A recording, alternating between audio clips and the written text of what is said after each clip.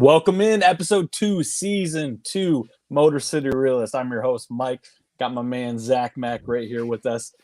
We're going to be talking all things Lions. Again, your 1-0 Detroit Lions. This is your official home, Belly Up Media Network for the Detroit Lions. Zach, I know we talked about it. We kind of gave Kansas City the edge, but how you feeling? How you feeling this week? Let's go, baby. It feels good to be 1-0. It's been so long since we've been 1-0, and to do it over the Chiefs, man. We both gave that one an L on our predictions. So it feels good to scoop the W on a Thursday night opener. I'm jacked up, man. I'm ready. This is gonna be a fun season. Absolutely. Great show for us tonight. Obviously, we're gonna talk about Lions Kansas City. We're gonna recap that.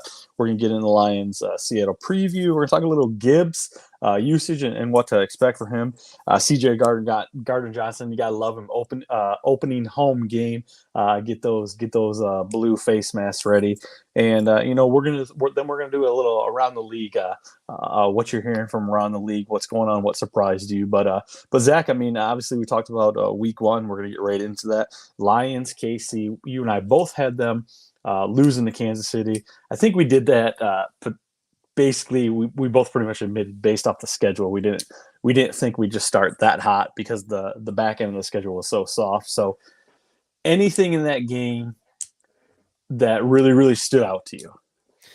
So, I'll get this out of the way right away. We were helped by some dropped passes, right? Yes, I think we'll take it. Take it.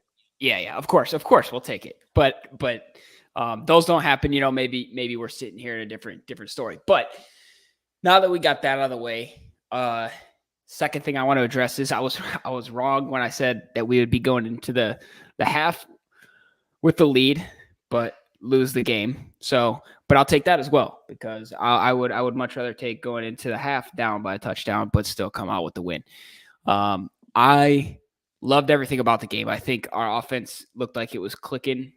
I mean, obviously, that first one we went 3 and out, but after that, it was it looked like a well-oiled machine on offense. So I guess we'll just start there. I mean, how did you feel about the offense early on? Honestly, I guess I know we always talk about Goff. I'll be the biggest you're going to hear episode after episode. But I didn't realize Goff ended the season the way he did. He's 300 and some passes, interception free. I know maybe we don't talk about that right now, but it's like the third longest streak in the NFL. And there's real potential for him to absolutely actually beat that streak. Obviously, we got a long season ahead of us. Seattle coming to town.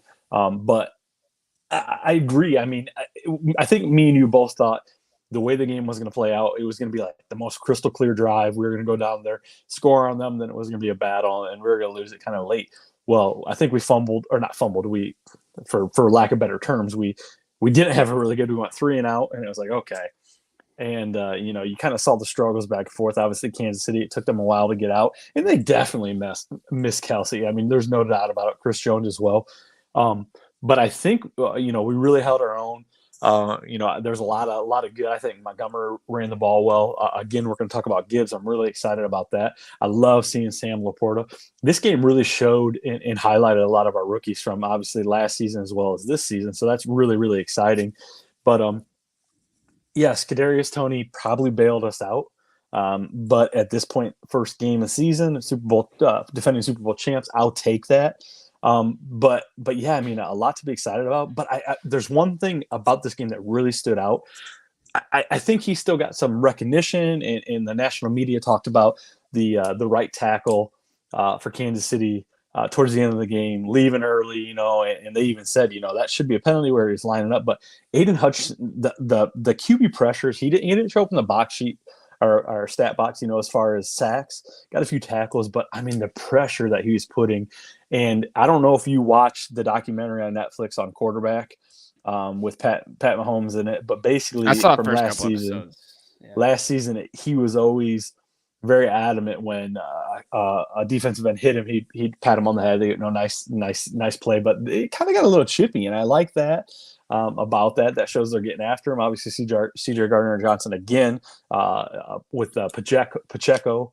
They got a little chippy towards the middle of the game because you got to realize that, the last game that CJ played, he was in the Eagles versus Kansas City in the Super Bowl. So a lot of, bad blood there. But overall, really pleased with it. I want to see, obviously Amra, he got going. But there was no really exciting stats. I don't think we really took a really deep play. Marvin Jones, another stat that I didn't know. Marvin Jones has never fumbled the ball ever. And of course, the first game of the season, he fumbles the ball. A lot I didn't know about this team. But I think for building blocks and what it's done for the city of Detroit, for that team, I mean, you can't go into Seattle with a better attitude. I hope it's just not, I wouldn't say it's a let me down game. I think we're like favored 5.5, 4.5, something like that. But you think going back home, playing Seattle, they've got a lot of injuries on the offensive line. I'm really excited about that game. But yeah, overall, great start. Was there really? Go ahead. I like that we got in the end zone through the air, we got in the end zone through the ground, and we got in the end zone with our defense. Yeah, it's just something about I like that we were able to get in those three different ways. It doesn't really leave any lingering question marks. And Brian Branch, obviously, we talked about him going into that game, and I, we were texting each other during that. I love to see that. I love it for him. I love it for the Lions defense. That was just like best case scenario for him going into this season. Wasn't drafted in the first couple rounds, but 5th pick for the Lions. I think he was 5th, and to pick 6 Pat Mahomes on opening weekend is just that's gotta feel so good.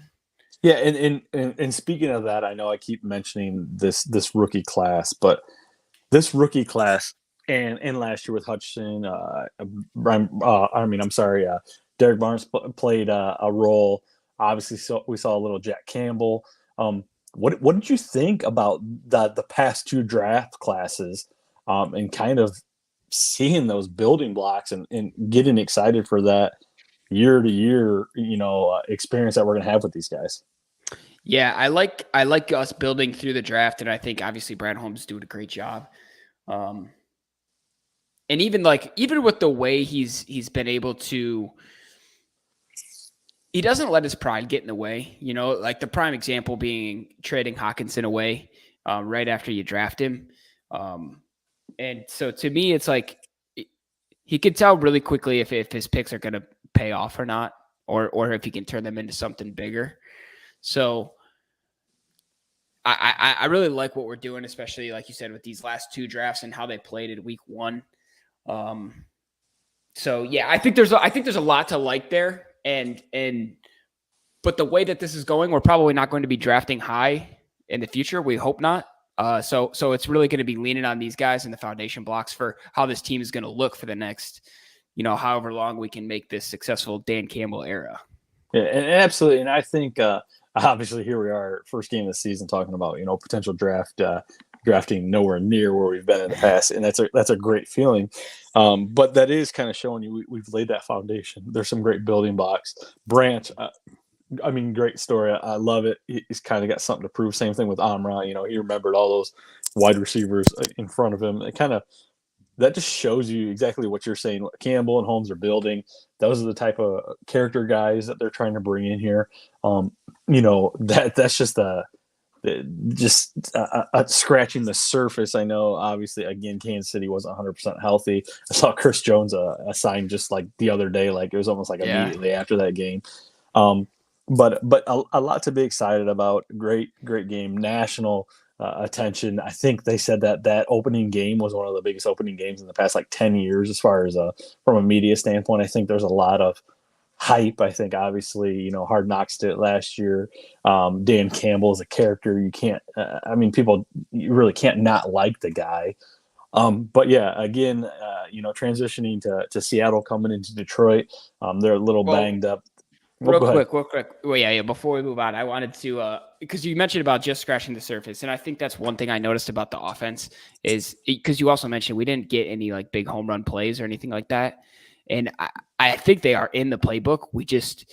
I think they seemed like they were more focused on just making sure we've got this offense down and we can run it efficiently for an entire game, and so I'm excited to see what happens when we kind of open that playbook up.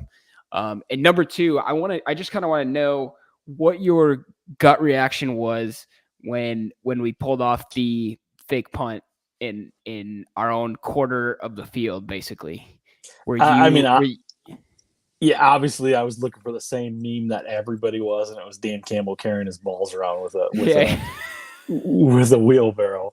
I mean, that's something. That shows. I think Detroit has been one of the most prolific. I wouldn't say offensive, special teams to convert on fourth down, those special plays. That says, for one, that from a coaching standpoint, in a player standpoint, that means this coach really believes in this team and what they're going to do, whether you're putting the offense back on the field or the defense. That really believe. I was really, really impressed with the secondary. I knew that we talked about. We put some money in the secondary. That was what we really rounded out. We were excited about that. But I've talked about Gardner Johnson already several times. Just mentioned his name, but I loved his play. The way that he went after the ball and the way he was hitting and he's like the spark plug for that team, and I love every bit about it. And you know what? Like we were talking this time last year, Tracy Walker was back there before his Achilles injury. He was that guy, and I don't think Tracy really sniffed the field.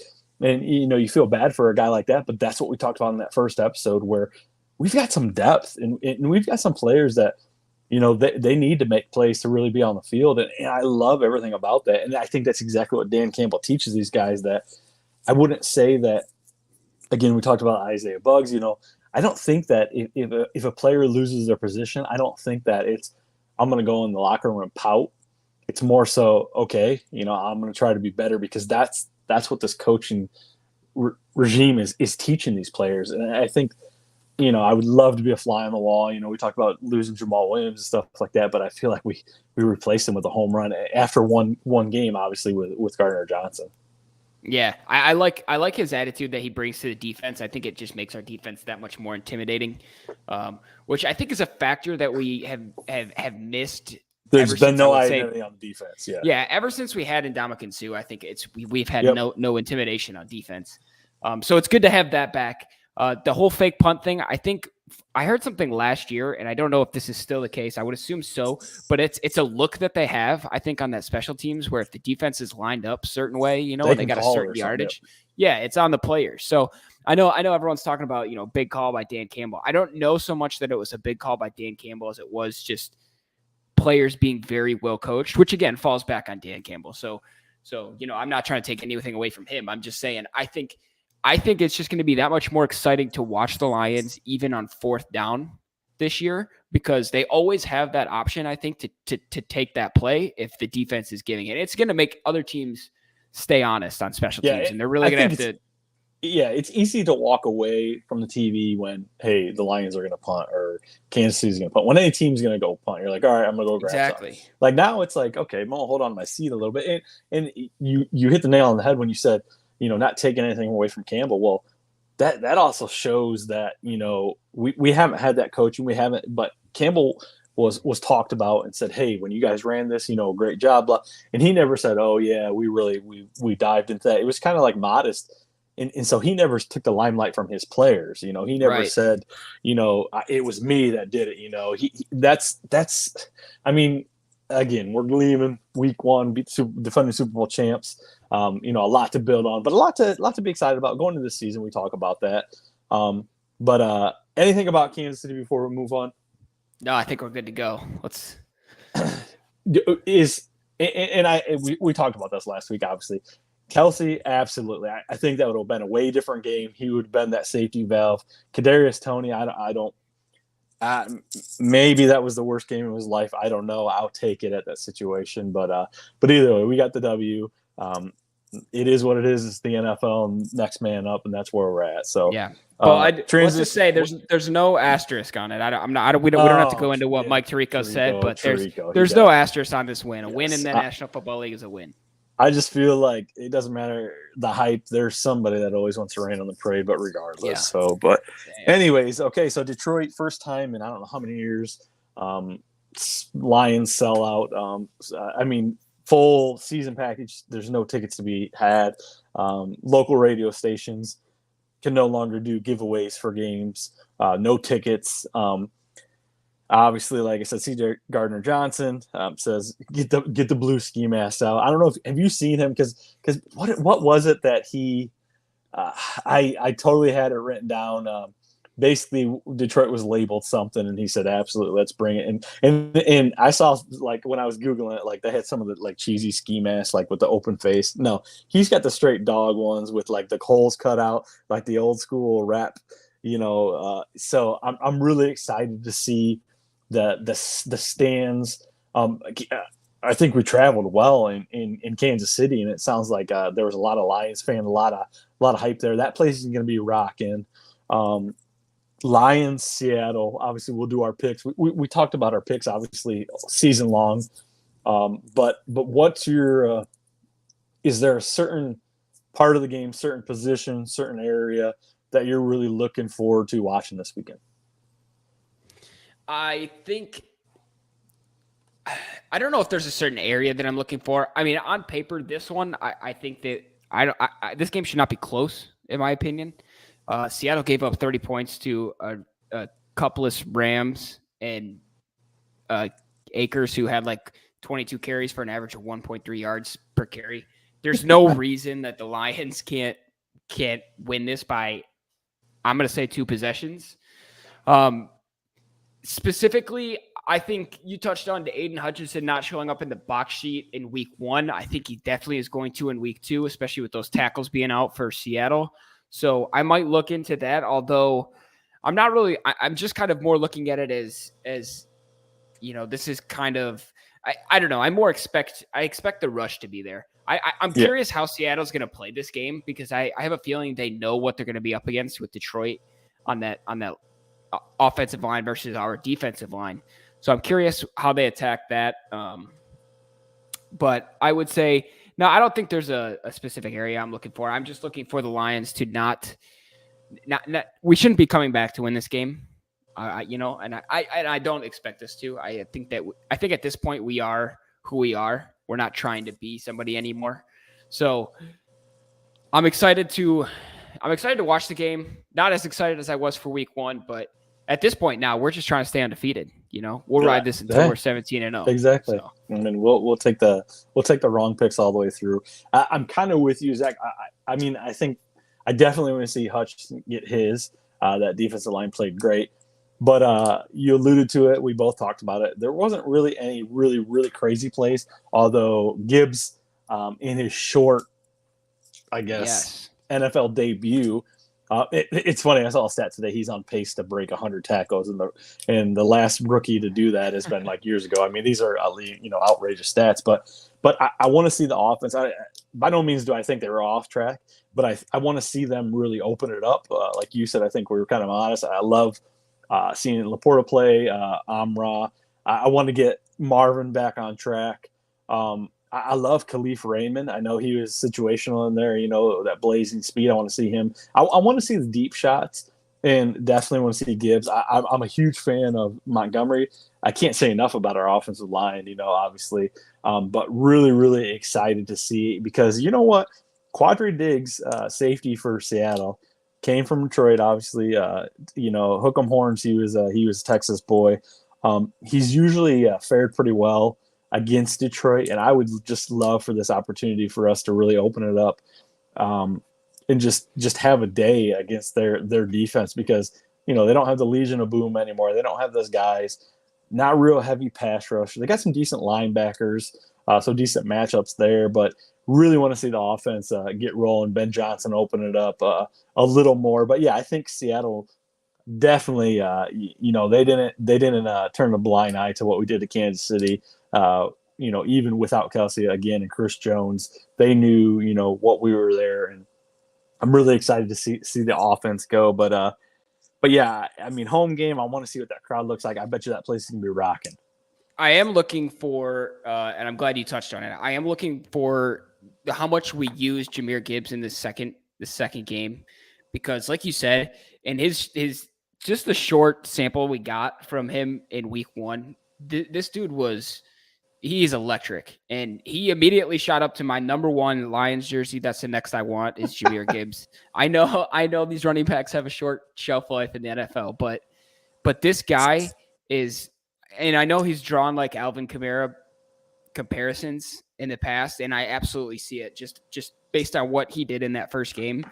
I think he's an absolute weapon. Probably at one point will be the most lethal weapon on an offense. Hopefully ours. But I am very excited to see that, and I'm glad you brought that up because I didn't want to gloss over that. The fact that even though Montgomery got the touches in week 1, Gibbs, he looks like a completely different back. Yes, absolutely. And we'll get full scale into that.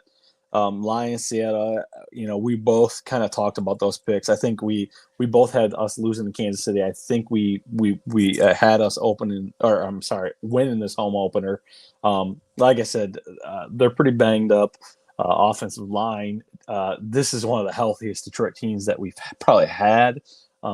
We continue to. I feel like we've talked about this in the past few years, whether it was Motor City Realist the first season or even What's Up Belly Up when we did that. We talked about turf and different injuries and stuff like that, and we talked about our strength and conditioning coach, and they've recently, not too long ago, made that change. And I feel like the past 2 years we've been a lot healthier. We're getting guys back. Obviously we play on turf. And there was that great debate between the turf and the grass and stuff like that. But I feel like we're just a totally different team mentally, physically healthy, so that is a big thing when you have that entire roster. And again, it goes back to, having those position battles where we've got a lot of talent. So I'm really excited to see how that lines up. Yeah. It's it should be a fun game to watch, especially with it being at home. I'm excited to see what the crowd is because you were right about there was a ton of blue in Kansas City, and I don't think people expected that. And so CJ Gardner-Johnson said that we have the most ruthless fans. Detroit's got the most ruthless fans. And those ski masks, I don't know if the ski masks are the best idea. I just learned about this today, actually. My brother texted me about it. Yeah, I'm like, that's going to be like one of the worst things trying to get through security. Yeah, I'm like, Detroit is it's just a mask. You want to be if everyone is wearing ski masks. That city might burn down if they win this game. Yeah. Or I was like, worst case scenario, like imagine the ref like blows a call at the end of the game and it costs us the game, and now you got a bunch of people with ski masks in Detroit. Oh gosh. So I don't know. Yeah, we'll see how it goes. I hope Ford Field is rocking though. It's gonna be a fun game, and hopefully by 4:00 we're 2-0. There you go. All right. So with that being said, before we transition, we'll talk a little more on Gibbs. Zach, what is your score for Seattle Lions? Give me 33-13 Detroit. Really? 33-13? Yeah. Okay, I was going to say about 34-20. I'm on that bandwagon there. I think we about a 2-touchdown lead, right around there. I just kind of briefly mentioned I don't give betting advice, but I jumped on a few bets last week. It's funny, the Thursday night game, obviously there were some extra prop bets, player bets. Late, there was one that said Amon St. Brown to have 15 yards in the first quarter. I jumped on that. I did the money line, but it was like any team to go up 7, you automatically won your bet. So basically, I took that plus the 15 yards, and I won that bet on that one play. So I was sitting pretty. Then I put a money line bet straight up on Detroit.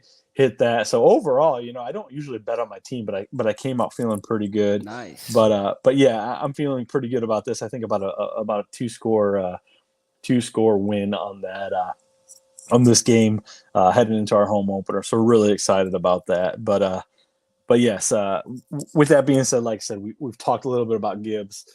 We just touched on him. The way he ran, there's a lot of plays in the beginning of the game. I was like, oh, this rookie's going to get annoying to the NFL real quick. A few loss of yards, but I felt like he should have been tackled.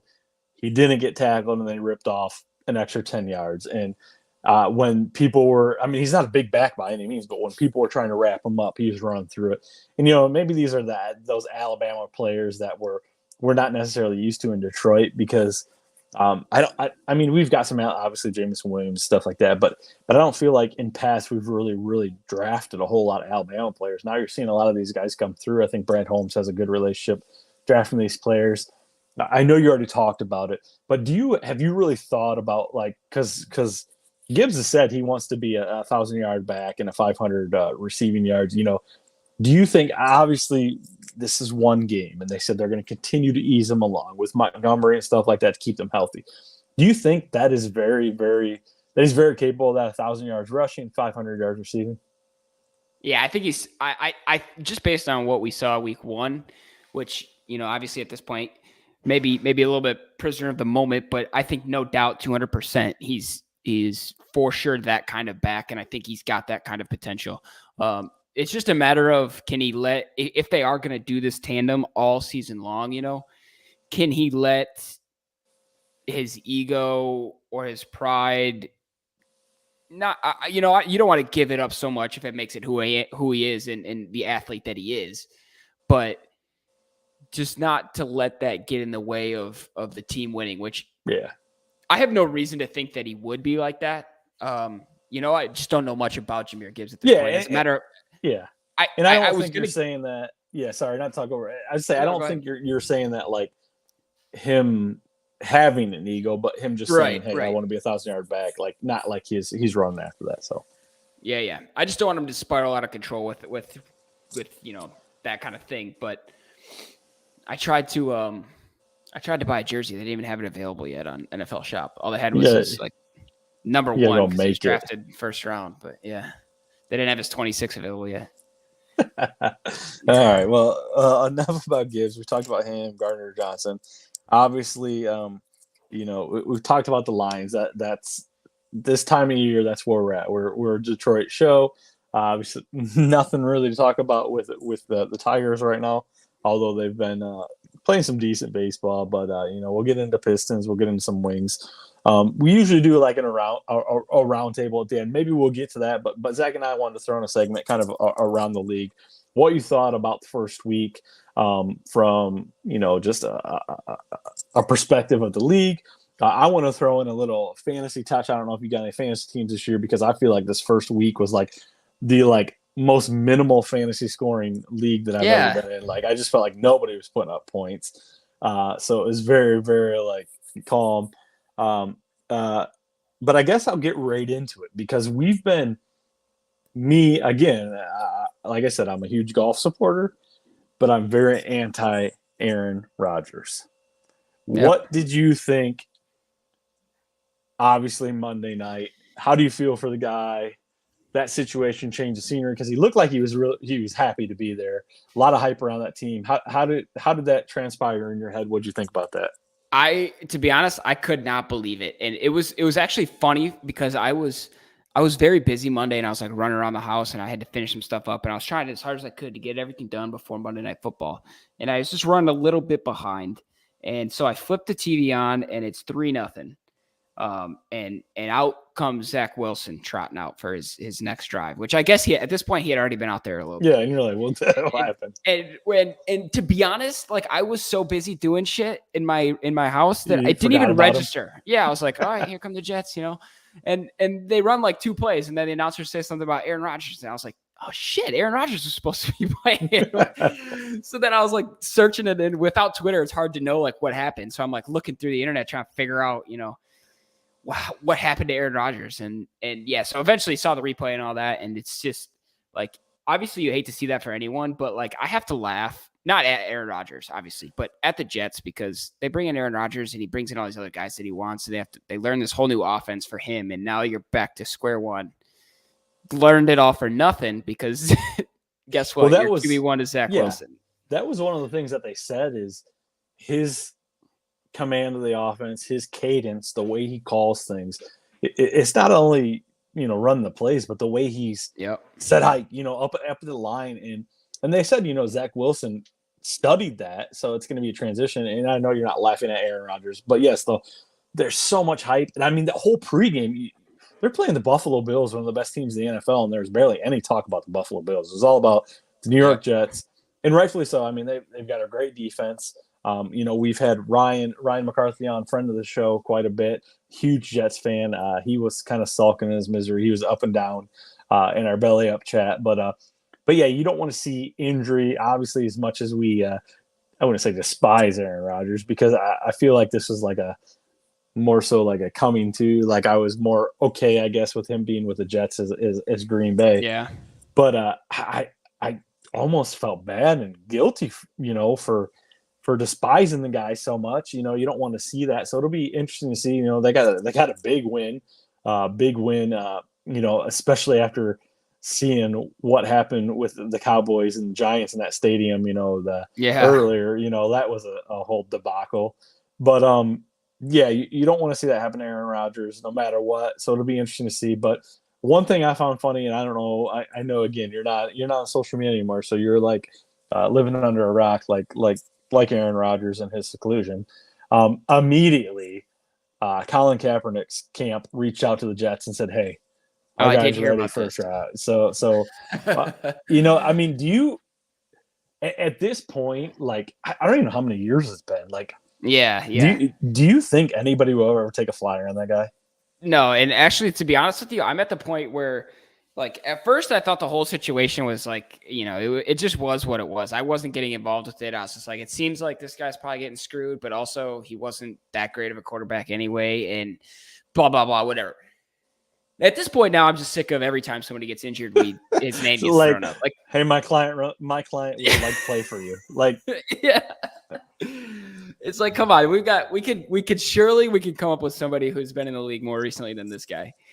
Like Tom Brady, I think would be a better option at this point. But I've seen that going around, him in the Jets jersey and stuff like that. So, speaking of Tom Brady, not so much Tom Brady.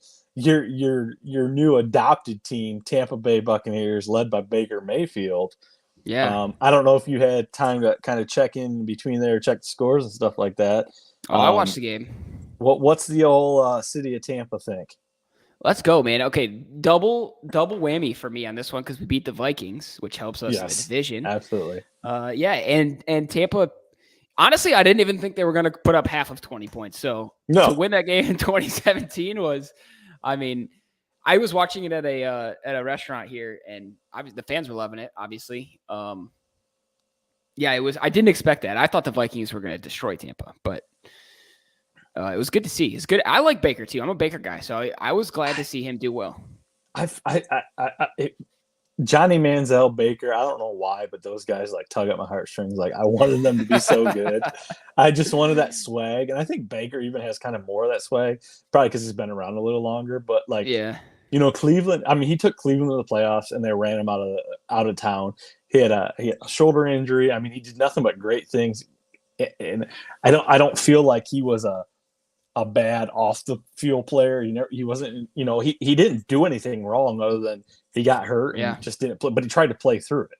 Johnny Manziel, that whole story, that whole debacle that came out, like you just laugh at the guy, but good for Baker. Good to see that, because can you imagine going to Tampa in just those shoes that you have to fill as far as, Tom Brady. So yeah, that's gotta be tough. But I mean, speaking of quarterbacks and going back to the Monday night game, and you were talking about fantasy being low. I'm glad you said something, because my league seemed low scoring too. And I was like, I don't know I had to like check the scoring. I was like, is this scoring weird? But I needed going into Monday night. All I needed was 15 points from Josh Allen, and he threw all those interceptions, got me 4 points, and I lost. I was like 15 points, Josh Allen, easy, right? And somehow the Bills blow that game. I don't know. But did you see the guy he threw all 3 interceptions to Jordan Whitehead, right? Yeah. The Jets. And he earns his incentive in 1 week. One game. So he makes $250,000 or whatever it is. And I was telling my brother, I was like, now he could just let receivers beat him over the top all season long. I mean, he did his thing. He cashed in. Yeah. He's good, man. He doesn't even have to play. Like, he can just stand back there. He'll probably make the Pro Bowl now because he's got 3 interceptions just because of the first game of the season. Yeah, I was like, I don't know if like Josh Allen struck him a deal and was like, hey man, if I throw you 3 picks, we split that money. Give me Something. 50K or whatever. That's Yeah, worth it. yeah. So, but anyways, or continue as we talk about around the league. Anything else around the league that stood out? Anything you want to talk about? NFL wise. Yeah, I mean, you touched on the 40-0 Sunday night game. That was absolutely embarrassing for New York. I don't know if you heard the rumors, but apparently Dable threw a party the night before. So which obviously is a bit different for a coach than as a player, but still, if you're throwing parties, you're typically probably not worried about your opponent, and you go out, get spanked 40-0. It's not a fun time to be a Giants fan, especially when the Jets win the way they won. Yeah, because I would have thought that the Jets were trending in the same direction based off of what would happen. So yeah, exactly. The other thing that stood out to me was the Dolphins-Chargers game. I don't know if you saw anything about this game, but the Dolphins look scary. Dolphins. Yes, those receivers. I don't know how you match up against that, to be honest. I saw at one point the Chargers were putting Khalil Mack, I think, on Tyreek Hill. On one play, they had probably jam him on the line, trying to get him off the line. Yeah, and they're like, "What is going on here?" Like, and obviously, Tyreek gets a reception, first down, blah blah blah. It's just, I don't know, man. Dolphins are a scary team to me if they stay healthy. Well, how would a Tampa boy now feel if the Dolphins made a good playoff push and potential? Well, I'm obviously Super Bowl's not there, but I mean, would a man travel to Miami? Yes, I would. And here's the thing: is I was potentially like, I would root for the Dolphins over the Buccaneers, right? I had to make that decision when I moved here because my mom is a big Dolphins fan, so she's Dolphins all the way. But my fiance is like, she's more like, I want to be a Buccaneers fan. She likes Pirates in general, so she's like on board with the whole Tampa Buccaneers. So yeah, we chose Bucks. I'm still gonna pull for the Dolphins because I like the Dolphins, but if it came down to it, we got to go Bucks over Dolphins. But I would definitely go down there to watch those guys play because I think that's like, I'm excited about our Lions offense, but it's not nearly as electric as that Miami offense. Then. Yeah. There's and the thing is like, what's going to happen. There's 2 receivers that you're going to throw to. There's nobody else on a team that you're scared of, and you can't do anything about it. Yeah, it's that's tough. There was another. What was the other one? Oh, the other division game. The Packers played the Bears, and Jordan Love, coming out. They just put Jordan it on Love, the Bears. Not too bad, and Justin Fields looked like he hadn't got any better at all. Like, I don't know what he was doing all offseason.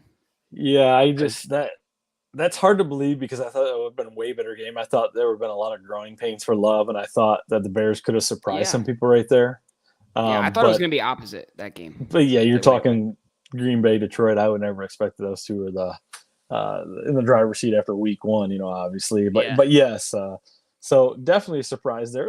I mean, I think overall week 1 was good from a game standpoint. One thing that I would talk about is, we got Gibbs' debut for Detroit and we got DeAndre Swift's debut for the Eagles.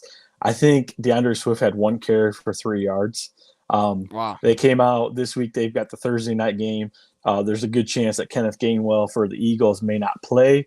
So Sirianni came out for the Eagles and pretty much said that, hey, there may be weeks where we ride Swift. There may be weeks where he's going to get 1 carry. For your psyche, for your mentality, I never thought that Swift was one of those guys that was like a cancer, but I feel like he's one of those guys that he needs to be involved or it could go south really fast. Yeah. What's your thoughts on something like that? Obviously he's banged up in Detroit. There's a chance obviously with Thursday night, the short rest, that he's going to be your starter depending on what happens with Rashad Penny, but for the Eagles. But do you feel like he's one of those guys that maybe he goes there? It's not necessarily the grass ain't green on the other side, and long term, it's definitely not a good fit, and it could be kind of cancerous there. Yeah, it could be. I don't want to speak too much on it because, to be honest with you, I haven't read too much on DeAndre Swift's character and how the move has kind of affected him and how he looks at it. But But I don't know. I could see that being the case. Philly's not an easy place to play either. I mean, let's be honest. The media can half destroy you as well. So it'll be interesting to see how that kind of plays out. I like, because I'm a big Gainwell guy, to be honest. Of the two backs, I like Gainwell, and I watched him play at Memphis. So I'm a big fan of his, and I'm losing interest in DeAndre Swift as a player, to be completely honest with you. It's crazy because, yes, with Detroit, there was all the hype, which rightfully so. Yeah. Still, and I even thought going into Eagles, and granted, it's just one game, with the weapons they have, the potential he has. So I expect a big uptick in his touches this week. So if I give any fantasy advice, he is my one of your starts this week for Thursday night. I usually don't like starting Thursday guys, but definitely I think Swift is going to be one of those guys on the rebound. Want to see him do well, obviously. But yeah, other than that, I want to throw that in there. But Zach, before we go, I think we have a few minutes here. We'll do like kind of like our round table here. But I've got to ask you, you being a Michigan State guy, it's coming. This Mel Tucker situation. Bring this lady in to speak to the team about sexual assault, sexual harassment, different things. Yeah. And you think Mel Tucker thinks this is the lady I'm going to shoot my shot with. What's your thoughts on that? And don't get me wrong, I am not, from no standpoint, saying, putting a damper on sexual harassment, but do you think this is an organization saying we paid way too much money for this guy? Granted, this comes to light because it sounds like they finished this came to light last year. They finished the investigation in July. Now we're talking about it, so everybody knew about it, at least inside Michigan State. So, and again, the claims are very real. We'll see what happens, but once it first broke, they said he was fired immediately. Then now he's on. Yeah. But it was back and forth, and I don't know how much you've really looked into that, but I just think the whole situation, based off of, again, the person that you're doing this to is the one that's coming to speak to your team about this very exact same thing. Yeah. The whole thing is weird. Like, I didn't hear about it weirdly until it was like Monday or Tuesday. It might have even been Tuesday where I just like saw like a link, on the side of a webpage or something. It was like Mel Tucker fired, and I was like, wait a minute, what? I literally just saw him coach this weekend. Like, what is? Yeah. I didn't even know what was going on, and so I did some digging, and it turns out like some people reported he was fired, but he wasn't fired. He was just like on leave without pay or whatever. And so I read up on the story. It's like, it's obviously he says it's consensual, right? Which at this point it seems like a he said she said thing. But you're right. Exactly. Like, why even get involved with like, I don't like, the conspiracy theorist side of me is like almost what you mentioned. Like, they paid too much for this guy and they just need a reason to fire him. And so maybe this is what they do. I don't know. I don't want to go that far. And that's exactly how I am. I'm not going to say, to make light of anything, but whether it's consensual or not, the guy's married. The dumbest possible thing you can do, again, bringing this person in to talk to your team about this, and then whether it's consensual, but here nor there. Like I said, I think there's a lot of pieces to the puzzle. Who knows? I mean, maybe he'll just ride off to the sunset. They'll fire him. It is what it is. But I mean, I think there's a lot to this. Again, it's a very real claim, not putting any damper on what's going on, but the whole situation is just crazy. But Zach, I mean, you lost track of social media, so you have no breaking news. You get it like you're in a third world country. Basically, dude. It's like, and now I get tricked by like fake articles where they'll be like, you're like so and so got traded. Newspaper. And then I gotta look up to see if it's true. And man, it's weird. But the whole we'll see how that shakes out. I don't know. I don't, to be honest, I don't love Mel Tucker, so I'm not gonna like defend this guy with like my MSU bias or anything like that. If he's guilty, he's guilty. Get rid of him. Obviously, especially with stuff like that. But at the same time, like I would like to know how it all shakes out, because I'm curious, like, Because to be honest, I wouldn't even blame. I mean, I would blame them if this is the type of story they made up to fire him. But I wouldn't blame them if they were like, we paid this guy too much money and we don't want to continue paying him this money. I don't think it was made up by any means, but I think it was probably one of those things someone, whether it was consensual or not, somebody got light of and they're like, hey, there's a real opportunity to get rid of this guy. Whether it could be, you never know. Right. And again, this is just insinuating, and we're not making claims, but either way, the whole situation is crazy. But with that being said, Zach, anything we got a little bit here around, or I guess I shouldn't say around the league, anything burning, round table, anything going on in sports, not even Lions football, anything going on that you want to touch on quick? I'm gonna finish my. I'll give not that anyone tennis wise listens to this, but I'll give a shout out to Coco. You're into this tennis, aren't you? Yes. She won the U.S. Open. She's an American 19-year-old, so I think it's like the fourth American teenager to win the U.S. Open. So that was cool. I watched that. It was a very exciting match. But for my round table, I'll just finish out some around the league stuff. I really enjoyed Brock Purdy being able to come out and continue doing what he was doing. They put it on Pittsburgh, and that was I really enjoyed that. I was fearing that he was going to fall off, and he was just going to have like his 15 minutes of fame basically last year. But he looks like the real deal. So I talked to my brother-in-law, and I said the same thing. I said he's done nothing wrong, but for some reason, I just can't buy into him. But he's done absolutely nothing wrong. He's played lights out, and I just felt like, he's not. There's no way. But it's like for some reason, I still can't just like look at this dude and be like, "There's no way this dude's got a dog in him like that." Yeah. It's like the stigma, like because he was a third string quarterback at one point, Mr. Irrelevant. People just think like, okay, he can't. But like, dude's done nothing but ball out in the NFL, which is crazy. So I love that. And I'm a little bit of a Joe Burrow is overrated kind of guy. So I like what I saw there. We didn't talk any Cleveland, Cincinnati, but that was rough. Yeah. So I'll just finish up with that. I'm not saying, I just want to put it out there. I'm not saying that Joe Burrow's not talented. I just think he has so much hype around him. I don't think he's in that like Mahomes, Josh Allen category. Did you notice too, and I know you don't got social media, but he signed that deal during the Kansas City Detroit game. I did. I heard about that. I heard how it was like, people were upset that it was like during the NFL because there's that, that back and forth between Cincinnati and Kansas City. So we'll see. But either way, Zach, man, I'm glad we got together again. We talk about all the time. We fly by the seat of our pants. We get a little itinerary outline here. We try to start on time.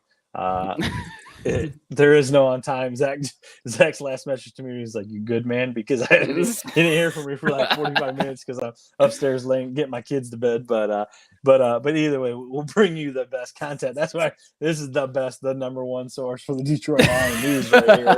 So, but either way, man, we'll see you guys next week. Appreciate you joining in, Zach, the maestro, and our producer. I forgot who do we got signed up this year for producing. Yeah, what is her name? I forget her name over there. We'll get her name one of these weeks. All right. Well, we'll see you guys all next week. I appreciate it. I'm your host, Mike. On my over here, I guess I said on my left, my right, depending on my co-host here, Zach. Appreciate you guys tuning in. We'll see you all next week. Let's go 2-0, baby.